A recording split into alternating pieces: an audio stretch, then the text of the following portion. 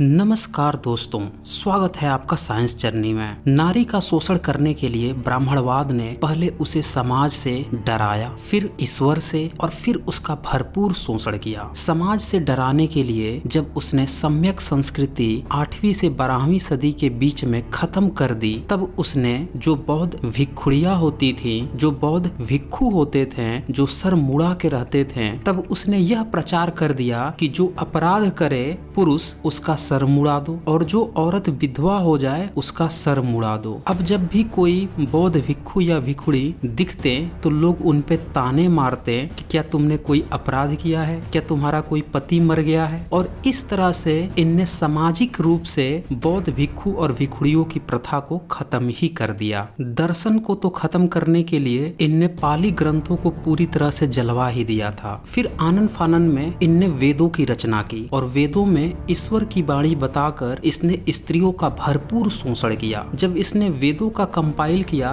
तब उसे समझने के लिए, बताने के लिए भाष्यकारों की जरूरत पड़ी, क्योंकि जब रचना होती है तभी भाष्यकार सामने आते हैं। तो भाष्यकार सामने आए महिधर, उवट, सायण, और ये तीनों 13वीं सदी के थे। आप इसी से समझ सकते हैं कि वेदों का कंपाइल कब हुआ होगा, क्योंकि इसके पहले किसी ने भी वेदों का भाष्य कतई नहीं किया था। आइए मैं आपको दिखाता हूँ कि वेदों में कितनी घटिया वाहियात बातें हैं औरतों के शोषण की। जैसा कि मैंने बताया कि आप जितना ही पुराना भाष्य देखेंगे उतना ही बेहतर होगा, क्योंकि आज का समय विज्ञान का है। आज के जो भाष्य करता है उनने नए नए शब्दकोश बना लिए हैं, अर्थ बदल दे रहे हैं, और जिस कालखंड में उसकी रचना हुई उस समय उसका क्या महत्व था उसी समय के लोग जान सकते हैं। इसीलिए जितना ही पुराना आप भाष्य पढ़ें तभी आप वेदों में क्या था उसको आप अच्छी तरह से समझ पाएंगे। इसीलिए मैं आचार्य महिधर के जो कमेंट्री है यजुर्वेद की उसको आज मैं दिखाने वाला हूँ। क्योंकि महिधर ने अपनी कमेंट्री संस्कृत में कर रखी है, इसीलिए किसी को संदेह न रहे, इसीलिए उसका ट्रांसलेशन जो 1875 में आर्य समाज के संस्थापक दयानंद सरस्वती हैं, जो वेदों से विज्ञान टपकाने के लिए जाने जाते हैं, उनके भाष्य को दिखाऊंगा। जो उनने युधिष्ठिर मीमांसा के ऋग्वेदादि भाष्य भूमिका में महिधर कमेंट्री का भाष्य कर रखा है। साथ ही मैं वेदांत तीर्थ का भी भाष्य दिखाऊंगा जो कि उनने ऋग्वेद पे कर रखा है, और डॉक्टर सुरेंद्र कुमार शर्मा अज्ञात जी की पुस्तक क्या बालू के भीत पे खड़ा है मैं जो उनने भाष्य कर रखा है उसको भी दिखाऊंगा, ताकि आपको संदेह लेस मात्र भी न रह जाए। ऋग्वेद के 8वें मंडल के 33 सूक्त के 17 मंत्र में स्त्रियों को नीचा दिखाने के लिए वेद में ब्राह्मणों ने लिखा, इंद्र ने कहा कि स्त्री के मन का शासन करना असंभव है, स्त्री की बुद्धि छोटी होती है। अब देखिए ये ईश्वरीय वाणी हो गई कि स्त्री की बुद्धि छोटी होती है। और इसी मंत्र का भाष्य वेदांत तीर्थ ने लिखा, इंद्र का कहना है कि स्त्रियों के मन पर अधिकार करना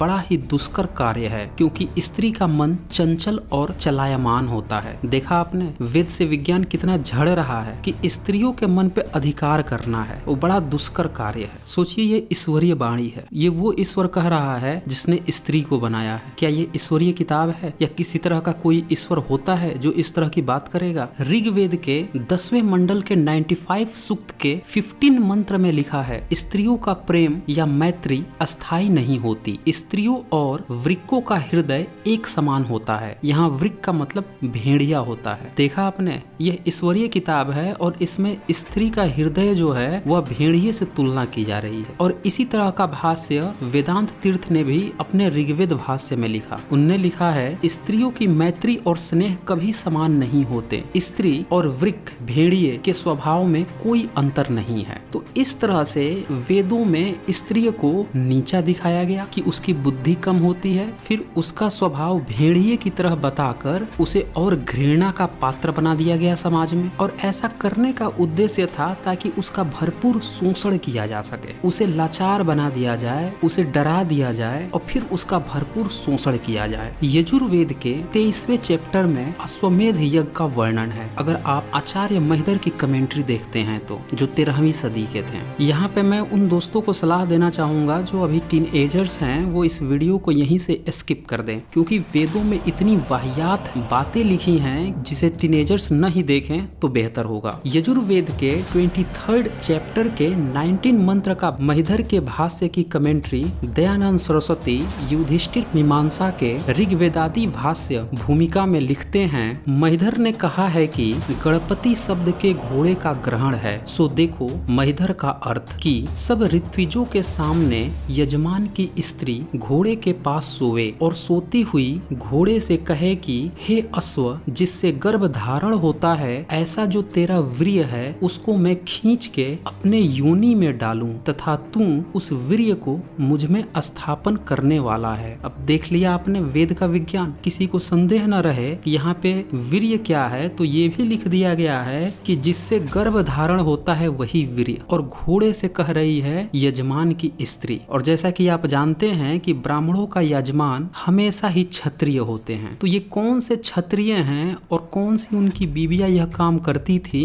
आप अंदाजा लगा लीजिए। अगर आपको यहाँ पे कंफ्यूजन हो रहा है कि स्त्री तो घोड़े से कह रही है, ऐसा कर थोड़े ही रही है, तो वो कंफ्यूजन भी जस्ट इसके अगले मंत्र यानी कि 20 मंत्र में पूरा हो जाता है। इस महिधर के कमेंट्री का भाष्य करते हुए दयानंद सरस्वती लिखते हैं, यजमान की स्त्री घोड़े के लिंग को पकड़कर आप ही अपनी योनि में डाल देवे। देखा आपने, स्त्री खुद ही घोड़े के लिंग को पकड़कर अपनी योनि में डाल देवे। ये है वेद का विज्ञान। अभी भी अगर आपको संदेह है कि वेद ऐसा कैसे कह सकता है, तो जरा इसी चैप्टर के यानी कि 23rd अध्याय के 23rd मंत्र का महिधर कमेंट्री भी देख लीजिए, और इसका भी भाष्य दयानंद सरस्वती ने जो किया है वही मैं दिखा रहा हूँ। महिधर का अर्थ, यज्ञशाला में अधवयु आदि ऋत्विज लोग कुमारी और स्त्रियों के साथ उपहास पूर्वक संवाद करते हैं, इस प्रकार से कि उंगली से योनि को दिखला के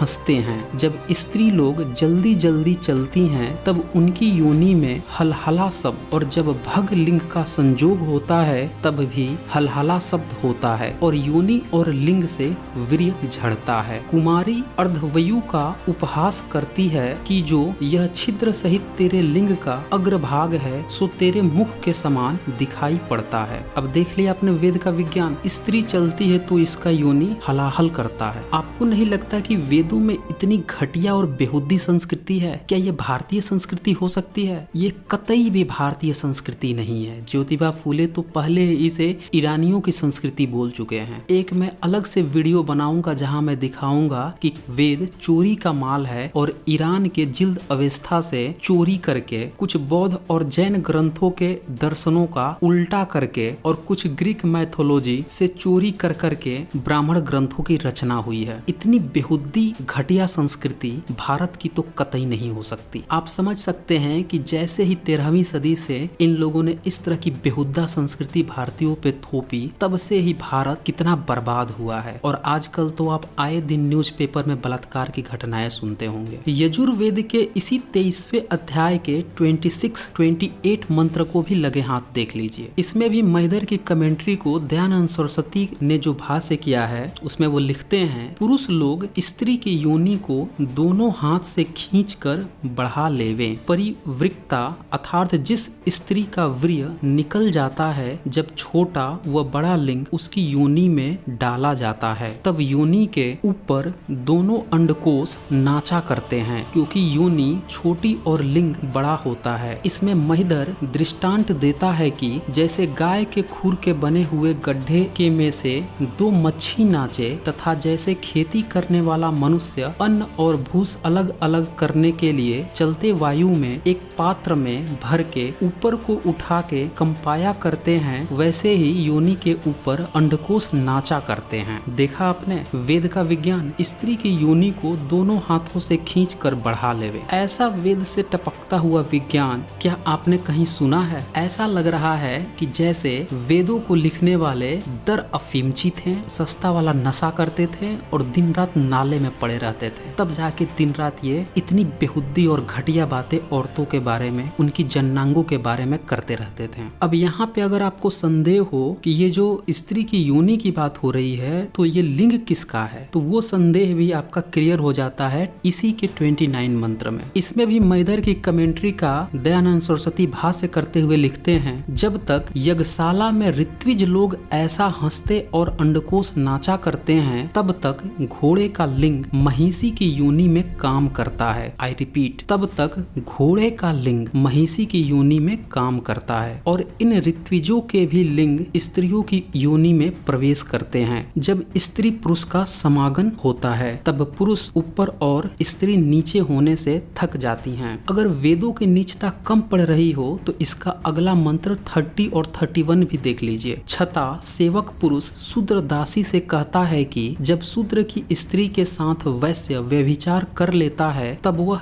इस बात को नहीं विचारता कि मेरी स्त्री वैश्य के साथ व्यभिचार कराने से पुष्ट हो गई, किंतु वह इस बात को विचार के दुख मानता है कि मेरी स्त्री व्यभिचारिणी हो गई। अब वह दासी छता को उत्तर देती है कि जब शूद्र वैश्य की स्त्री के साथ व्यभिचार कर लेता है तब वैश्य भी उस बात का अनुमान नहीं करता कि मेरी स्त्री पुष्ट हो गई, किंतु नीच ने समागम कर लिया। इस बात का विचार के क्लेश मानता है। यजुर्वेद के इस 23rd चैप्टर के 21 मंत्र को भी देख लीजिए। यजमान घोड़े से कहता है कि हे वीर्य के सेचन करने वाले अश्व, तू मेरी स्त्री के जंघा ऊपर को करके उसकी गुदा के ऊपर वीर्य डाल दे, अर्थात उसकी योनि में लिंग चला दे। वह लिंग किस प्रकार का है कि जिस समय योनि में जाता है उस समय उसी लिंग में स्त्रियों का जीवन होता है और उसी से वे भोग को प्राप्त होती हैं। इससे तू उस लिंग को मेरी स्त्री की योनि में डाल दे। जरा सोचिए, ये यजमान कह रहा है घोड़ा से अपनी स्त्री के लिए। किस कदर वेदों के लिखने वालों ने अपने यजमान यानी क्षत्रियों का, उनकी स्त्रियों का इतनी बुरी तरह से बेरहमी से रौंदा था। विगत कुछ दशकों में हैदराबाद में विश्व शांति के लिए अश्वमेध यज्ञ किया गया था और ये जितना भी ऊपर का आपने भाष्य देखा ये सारे के सारे अश्वमेध यज्ञ के ही प्रावधान है। कभी मैं एक अलग से वीडियो बनाऊंगा, उसमें मैं और डिटेल से दिखाऊंगा। तो अब सवाल यह है कि हैदराबाद में जब अश्वमेध यज्ञ मनाया गया तो उस समय यजमान कौन था और उसकी पत्नी कौन थी जो घोड़े के साथ उपरोक्त सारे मंत्रों को अप्लाई की थी। अश्वमेध यज्ञ होने के पश्चात जो पटरानियां होती हैं वो दूसरी रानियों के साथ घोड़े के टुकड़े करती हैं, फिर मांस का बंटवारा होता है। अब जो आधुनिक भाष्यकार हैं उन लोगों ने जो सिनोनिम्स होते हैं शब्दकोश के उसका सहारा ले लेकर उसमें इसका अर्थ बदल दिया है। दयानंद सरस्वती ने खुद जब यजुर्वेद का भाष्य किया तो वहाँ पे उनने इन सारे मंत्रों के अर्थ ही बदल दिए। लेकिन जरा सोचिए कि यह काम 20वीं सदी में इन लोगों ने किया, लेकिन अभी भी जितने भी ब्राह्मण संप्रदाय के लोग हैं, कुछ चूजे आर्य समाजियों को छोड़कर, तो ये अभी भी महिधर को, उवट को और सायण को ही सबसे महान भाष्यकार मानते हैं और शुरुआती भाष्यकार मानते हैं। तो क्या शब्दों के अर्थ बदल देने से जो वेदों की गंदगी इतने लंबे समय से भारतीयों पर थोपी गई थी वो क्या खत्म हो जाएगी? सारे ब्राह्मण ग्रंथों में, चाहे वह रामायण ही क्यों न हो, राम से भी अश्वमेध यज्ञ कराया गया, भले ही वह काल्पनिक कहानी हो, लेकिन वहाँ पे यजमान कौन था, उसकी किस पत्नी ने यह रोल निभाया होगा, यह बड़ा सोचने वाला विषय है। तो दोस्तों इस वीडियो को ज्यादा से ज्यादा शेयर कीजिए ताकि सभी लोगों को पता चल सके कि वेदों में सिवाय नंगापन के, व्यभिचार के, हरामखोरी के और औरतों को नीच से भी नीचा दिखाने के सिवाय कुछ भी नहीं है। तो आज बस इतना ही। धन्यवाद।